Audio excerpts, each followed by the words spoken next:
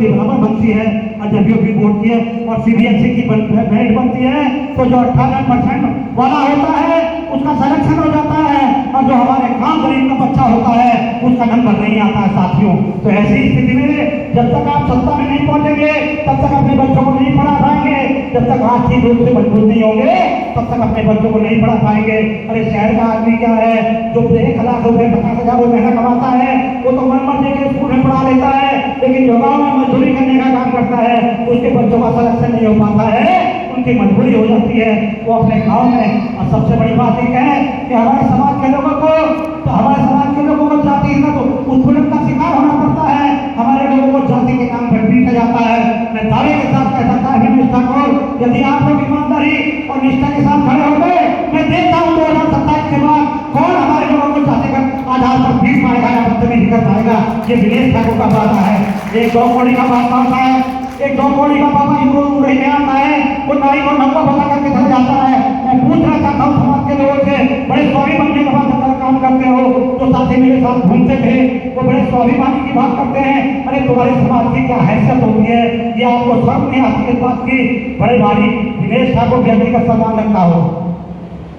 दिनेश ठाकुर व्यक्तिगत सम्मान रखता होगा, ये अनिल सेन व्यक्तिगत सम्मान रखता होगा, ये उमेश व्यक्तिगत सम्मान रखता होगा, ये अनिल ठाकुर व्यक्तिगत सम्मान रखता होगा। लेकिन आप लोग ईमानदारी और निष्ठा के साथ बता दीजिए कि आपका जातिगत सम्मान होता है क्या? कहीं जातिगत सम्मान होता है क्या? गांव में किस तरह से हमको अपमानित किया जाता है, हमारे लोगों को किस तरह से अपमानित किया जाता है, दुख होता है इस बात का, दुख होता है इस बात का। मेरा कोई दिमाग खराब नहीं हुआ था, अच्छा खासा लग्जरी जीवन जीना था बढ़िया करते हैं।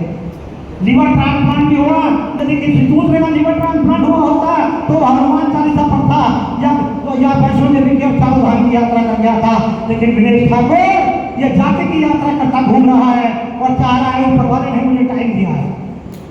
ऊपर वाले ने मुझे जान लेकर के मुझे वापस ले जाए और कहा दिनेश ठाकुर जाओ समाज की लोग करके आ, जिस समाज को आज तक सत्ता में हिस्सेदारी नहीं मिली है। तो मैं आपसे भी कहना चाहता हूँ, मैं आपसे भी कहना चाहता हूँ, मैं सभी लोगों से कहना चाहता हूँ कि आप लोग अपने बच्चों के लिए काम करते हैं, अपने लोगों के लिए काम करते हैं, अपने शादी विवाह का काम करते हैं, आप लोग जन्मदिन मनाने का काम करते हैं, आप लोग बड़ा दिन मनाने का काम करते हैं, केवल 1 साल के लिए जन सेवा दल का जन्मदिन मनाने का काम करें। ये दिनेश ठाकुर आप लोगों को सत्ता में हिस्से रहेगा, ये मेरा वादा है आप लोगों से। मैं आप लोगों से इस बात को अपने लिए नहीं मानता हूं, मैं आप लोगों से समाज के लिए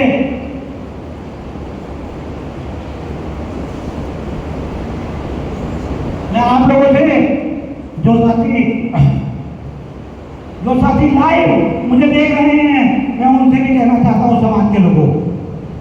मैं अभी दूसरे लोगों से नहीं कह रहा हूं, मैं केवल अति पिछड़ी जातियों के लोगों से कह रहा हूं, मैं केवल वंचित जातियों के लोगों से कह रहा हूं,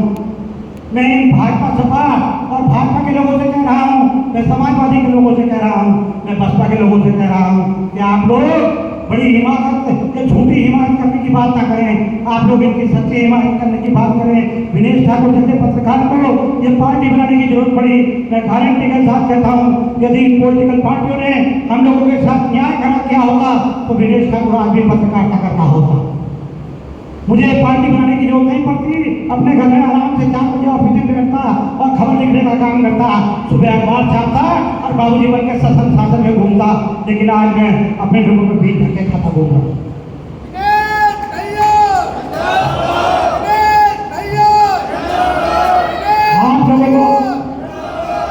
आप लोगों को बता दूं, अभी 2 दिन पहले की बात है, जो मेरे साथ रहते थे लखनऊ में मीटिंग कर रहे हैं,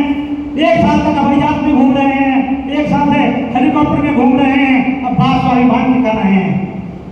बात स्वाभिमान की कर रहे हैं। रोटी रोजगार किसी के पास है नहीं, उसके बाद भी समाज की हालत खराब है, उसके बाद अनावश्यक आरोप लगाते घूमते हैं। कई लोग तो ऐसे हैं जो मोर्चा खोल करके खड़े हो गए हैं, उनको समझ नहीं आती इस बात की कि घर में जाति बताते हुए सब लगती है, मोहल्ले में जाति बताते हुए सब लगती है, बात जाति की बात करते हैं। अरे दिनेश ठाकुर को चिल्ला के कह रहा है मैं नाई का बच्चा हूँ और इस नाई समाज के लोगों को सम्मान दिलवाऊंगा, कहूँगा ये मेरी गारंटी इस बात की है। हाँ, इतनी बात जरूर है, इतनी बात जरूर आप लोगों से कहना चाहता हूँ, यदि आप लोग मेरा साथ दे देते हैं और हम लोग पावर में आ जाते हैं तो हमारे बच्चों को नाई सबसे बड़ी नफरत होती है, हमारे बच्चों को नाई सबसे बड़ी नफरत बाद तो वो काम करने का काम करूंगा। अरे सरकार बनाने के बाद तो ये काम करने का काम करूंगा, क्योंकि पाल भी प्रताड़ित है, प्रजापति भी प्रताड़ित है, सैनी भी प्रताड़ित है, विश्वकर्मा भी प्रताड़ित है, और नाई समाज के लोग तो प्रताड़ित है ही। सबकी पीड़ा एक जैसी है, और पीड़ा पे पीड़ा वालों इकट्ठा हो जाओ और अपनी 1 लाख विधानसभा में 403 विधानसभा में 1 लाख से ज्यादा वोट है। यदि हम लोग आपस में मिलजुल कर एक दूसरे से गठबंधन करके काम करेंगे तो ये दिनेश ठाकुर को ऐसा करता है कि हम लोगों को किसी से गठबंधन करने की जरूरत नहीं पड़ेगी। हमारा 1 लाख वोट पूरे विधानसभा क्षेत्र में है। जब दुर्भाग्य की बात है,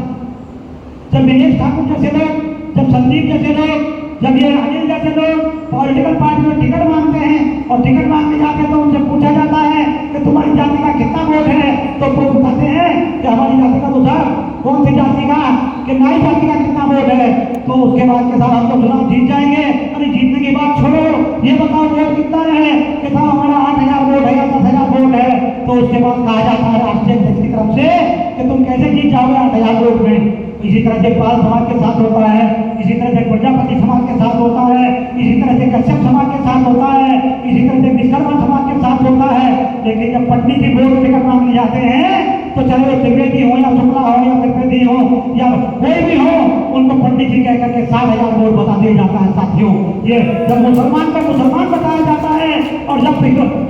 ब्राह्मण को ब्राह्मण बताया जाता है तो अति पिछड़ों को अति पिछड़े क्यों नहीं बताया जाता है। अरे हमसे कहो कि तुम्हारा 1 लाख वोट है, तुम चुनाव जीत जाओगे, हम तुम्हें टिकट देने का काम करते हैं। तुम्हारा अति पिछड़ों का 40% वोट है, 40% टिकट बांटने का काम करेंगे। मैंने कई नेताओं से कहा, लखनऊ में, नाम तो नहीं लेना चाहता, मैंने कई नेताओं से ये बात कही है कि भाई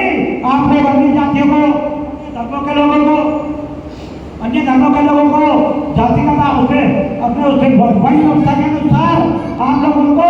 किसी ब्राह्मण को ब्राह्मण मानते हैं, उनको गोत्रों में नहीं मानते हैं, मुस्लिमों को मुस्लिम मानते हैं, उनको अलग अलग अंसारी धोबी नहीं मानते हैं। लेकिन जब अति पिछड़े की बात आती है तो इनको बाल प्रजापति सैनिक कश्यप बता दिया जाता है, इनको अलग अलग संख्या में बता दिया जाता है, ताकि इस देश का मालिक विधायक सांसद और मुख्यमंत्री ना बन सके, इस देश का मालिक प्रधानमंत्री ना बन सके। मैं आप लोगों से कहना चाहता हूँ, समाज के लोगों, सोशल मीडिया पर देश देख रहा है, मैं आप लोगों से कहना चाहता हूँ, जो वंचित समाज के लोग हों, जो ब्राह्मण वैश्य क्षत्रिय कोई भी हो, जो शूद्र समाज के लोग भी हों, वो भी जनसेवा दल के लिए काम करें। इस बात की, एक बात की 100 औलाद है, 100 संतान है, सबको बराबर हिस्सा देने का काम जनसेवा दल करेगा। बस इतना नहीं करेगा, बस इतना नहीं करेगा कि एक बेटे को 90 बीघे जमीन दे देगा, एक और 9 बेटों को 10 बीघा जमीन देने का काम करेगा। जनसेवा दल ऐसा काम नहीं करेगा। जिसकी जनसंख्या होगी उसको उतना हिस्सा दिया जाएगा। बस मैं आप लोगों से कहना चाहता हूँ,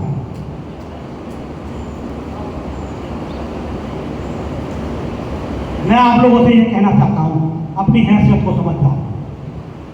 किसी की उम्र 50 साल है, किसी की उम्र 60 साल है, या 20 साल के और 25 साल के लड़के भी बैठे हैं। आप लोग यदि समाज का जरा सा भी भला चाहते हैं तो आप लोग अपने जिले में अमीरपुर में जुट जाइए, और जहाँ जहाँ आपके रिश्तेदार हैं, अगर उड़ई में आपके रिश्तेदार हैं, यदि मोहब्बा में आपके रिश्तेदार हैं, यदि आजमगढ़ में आपके रिश्तेदार हैं, यदि मऊ में आपके रिश्तेदार हैं, यदि बिजनौर में आपके रिश्तेदार हैं, यदि मुरादाबाद में आपके रिश्तेदार हैं, यदि बरेली में आपके रिश्तेदार हैं, तो अपनी अपनी रिश्तेदारियों में यदि आपने तब तक फोन करके भी उनको जनसेवा दल के लिए जागरूक कर दिया, चूंकि घर हमने बनाया है, चूंकि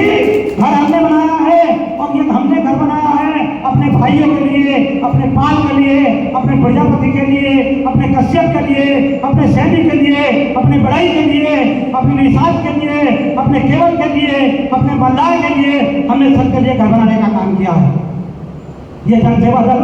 महाप्रबंधन के बच्चों ने बनाया है, और इसमें अपने भाइयों को रखने का काम करेंगे, उनको उनसे ज्यादा सम्मान देंगे। हम आप लोग, यदि आपके पास कोई पाल प्रजापति समाज का आदमी आता है तो आप लोग अपने सिर छोड़ के उसको सम्मान देने का काम करें, क्योंकि वो हमारा भाई है,